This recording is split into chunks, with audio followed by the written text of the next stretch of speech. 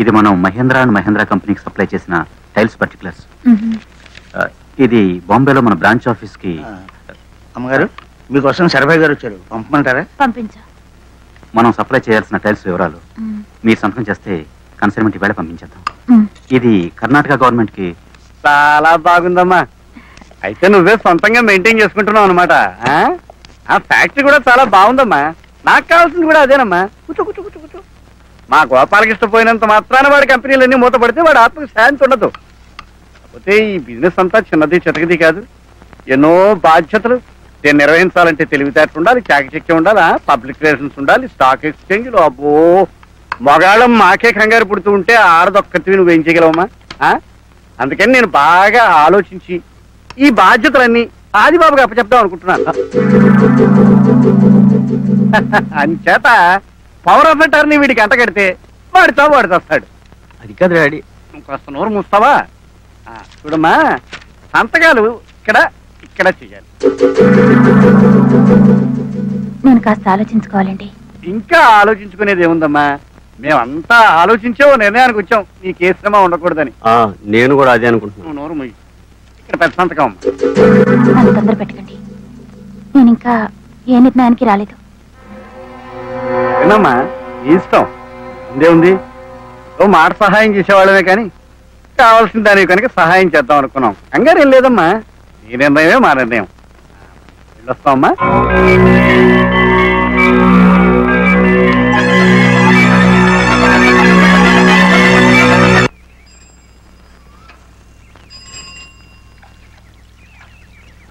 అమ్మగారు, మీకు లెటర్ వచ్చిందండి.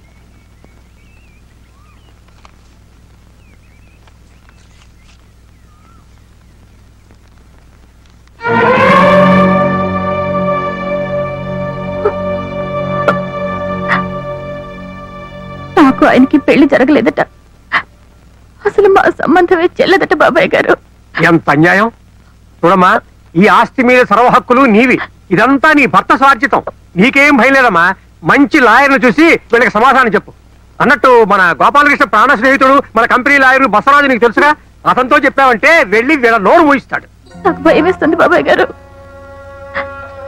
నువ్వేం అరియవకమ్మా, న్యాయం నీ పక్షానుంది. తప్పకుండా నువ్వే గెలుస్తావు. సొంత కొడుక్కి తండ్రి ఇంత అన్యాయం చేస్తాడా?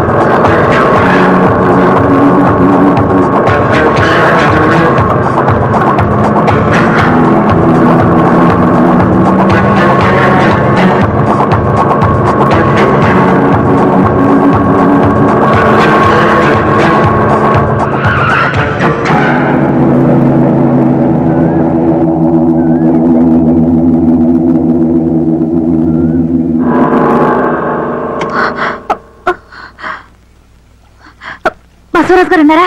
లేరమ్మా, కోర్టుకెళ్ళారు. సరే.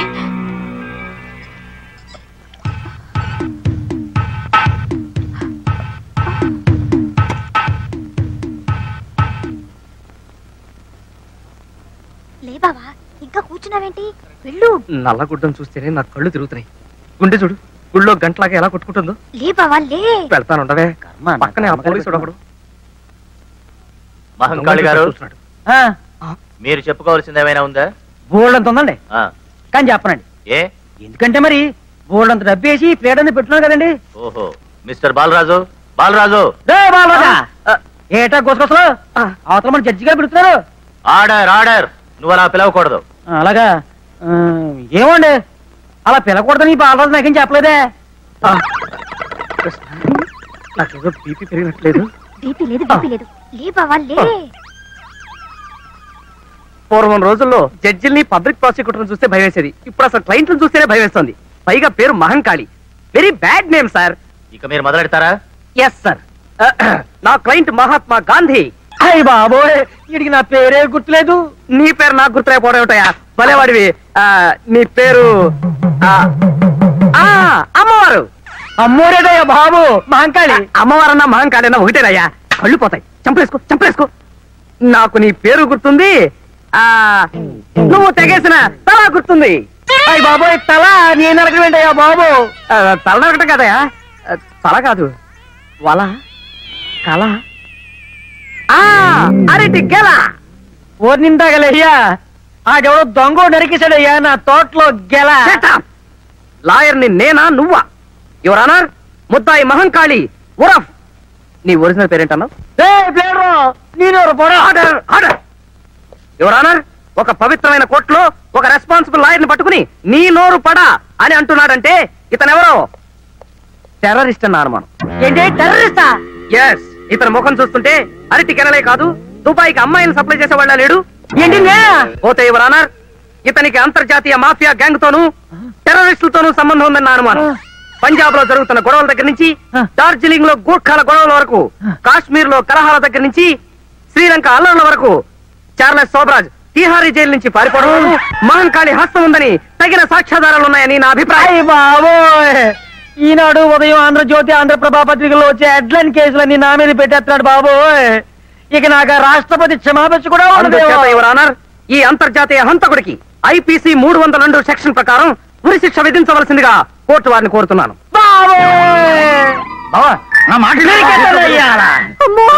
బాలరాజు, నా డబ్బు వేసేసి నన్నే కేసు ఎక్కిస్తావంటా? ఒక్క ఏడుతో నీ తలతగా అవతల పడకపోతే నా పేరు మహంకాళి కాదురా చెప్పారు.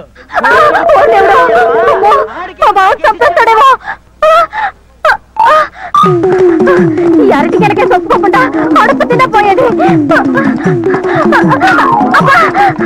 పైన తొణాకి అర్థనాకి చెళ్ళకి జంతుకులకి కేసులు ఒప్పుకుంటే ఇలాగే అడుస్తాయి. గాంధీ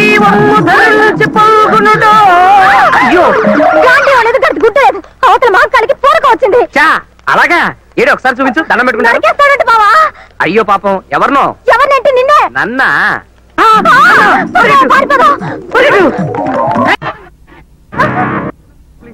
ప్లీజ్, తను వదులు ప్లీజ్. నిన్నోదల్లో నీ తల నేను అరికెత్తాను. తను వదులు ప్లీజ్, ప్లీజ్. నిన్నోదల్లో నీ తల నరికే తీరుతాను రా. నరికేసి ఏ కీలు కాకీలు తీసేసి కాకులు కేకట్లు వేస్తాను రా. నేనంటే ఎవరు అనుకున్నావు రా?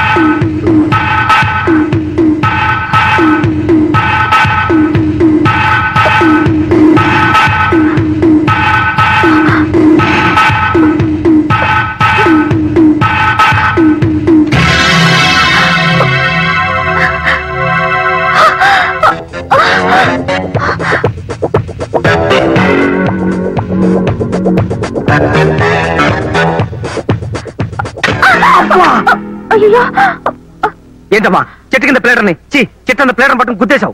సారీ అండి, నన్ను రౌడీలు ఎవరో తరుముకొస్తున్నారు. రౌడీయా? మనది సేమ్ కేసు. ఎక్కడి? థ్యాంక్స్ అండి.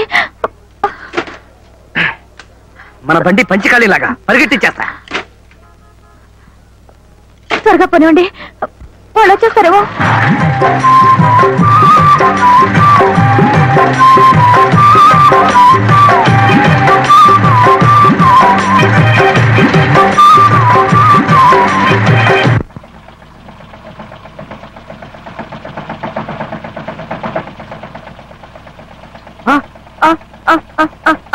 అయ్యో, కారు ఆగిపోయింది.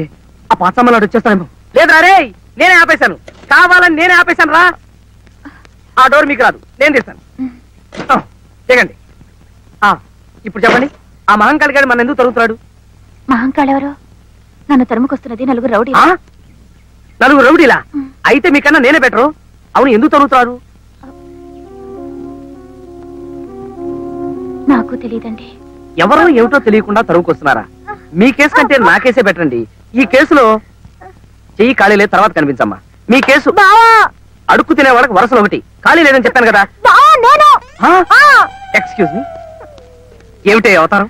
నిన్ను రక్షించబోయి నేను ఇరుక్కుపోయాను అంతే. మహంకాళి గారు నన్ను రేవెట్టేశాడు బావా. అమ్మో, ఇక్కడే సెటిల్ అయిపోయినట్టు. చూడు, ఆడపిల్లలు కదే, కొంచెం నాజుగ్గా కొట్టచ్చు కదా. మరీ ముష్టి అవతారం చేశాడు. అసలు వాడు నా క్లయింట్ అని చెప్పుకోవడానికి నాకు అవమానంగా ఉంది. ఏమిటి? ఏం లేదండి, ఎవరు అడుగు తినేవాళ్ళు వస్తే అదే కొన్ని కోర్టు వ్యవహారాలు ఉంటే మా జూనియర్ తేల్చుకురమ్మన్నాను, కాల్చుకొచ్చింది. కొంచెం ఆంజనేయులు టైప్ ఉంది. పోనీ షర్లాక్ హోమ్స్ అక్క గారు. సరేనా? చాలా థ్యాంక్స్ అండి, నేను బయలుదేరుతాను. ఎక్కడికి వెళ్తున్నారు? బసవరాజు గారని lawyer. He's very good lawyer అండి. I will drop you. Krishna, మామూలే. పోయి నేనా? ఇవాళ రేపు వద్దండి. పోయి. అది మీకు రాదండి. ఎక్కడ మరి? పోయి. ఏదో డొక్కుమండి, అందరికి స్టార్ట్ అవదు. అప్పుడే స్టార్ట్ అయిందా?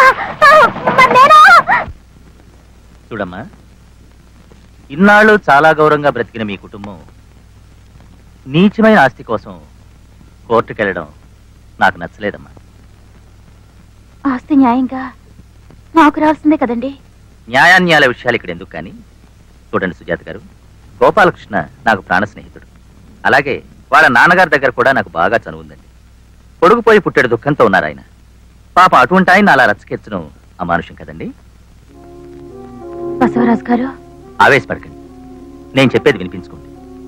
గోపాలకృష్ణకి మీకు పెళ్లి జరగలేదని వాళ్ళు నోటీస్ పంపారంటున్నారు. శరభయ్య లాంటి పెద్ద మనిషి అకారణంగా ఆ భాండం వేరు కదా. మీ పెళ్లి జరగడం ఎంతమంది చూశారు? అసలు ఎవరండి సాక్ష్యం? సార్, అది అబద్ధాన్ని మీకు తెలీదు. మా పెళ్లికి మీరు రాలేదు, మీకన్నా సాక్ష్యం. ఏమిటి, నేనా? బాలేవారే. చూడండి, నేను పాపులర్ లాయర్ని, అంతేకాని అనాకి అర్ధనాకి దొంగ సాక్ష్యాలు చెప్పే రకాన్ని మాత్రం కాను. బసవరాజు గారు, మీరే కదండి మా పెళ్లికి వచ్చి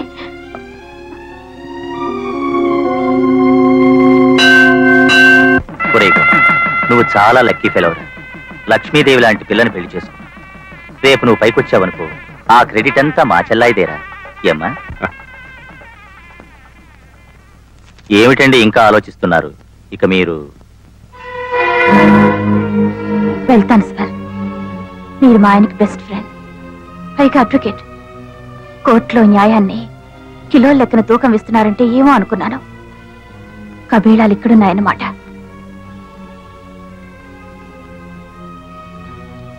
నమస్కారం అండి.